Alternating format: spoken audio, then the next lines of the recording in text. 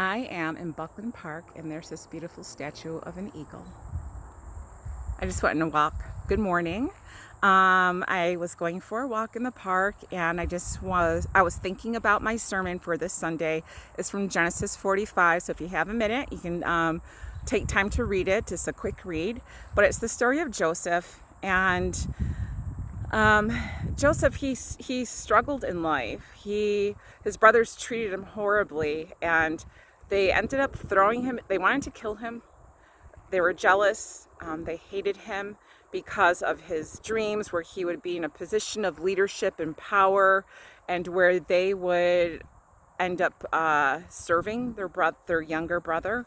The son Joseph was also given the status symbol of this beautiful robe the father made, which also signified his authority and his leadership. And the older brothers were not down with that.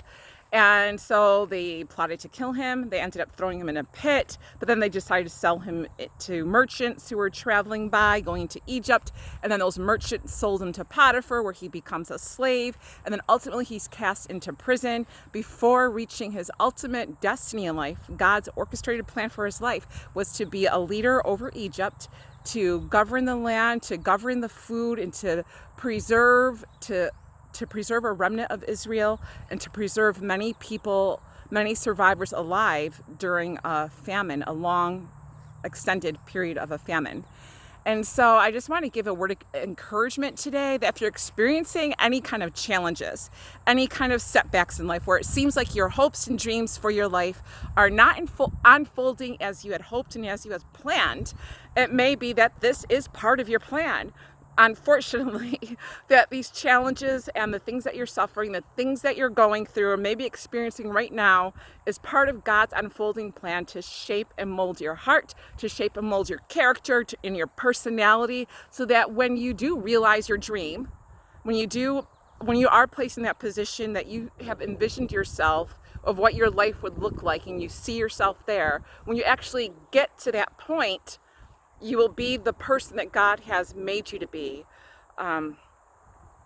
during this process that we called life. We get to point B from point A by going through a process. And so sometimes that process may seem like it's taking us back instead of forward. And I'm sure Joseph might have felt that same way, because he had dreams and affirmation of his leadership and authority. But soon after, he was put into a pit, sold into slavery, and cast into prison.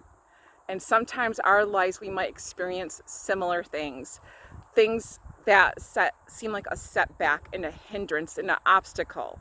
But it doesn't mean that God's plan and purpose for your life is obsolete.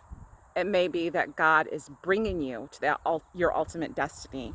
So may God bless you. May you be encouraged and strengthened today.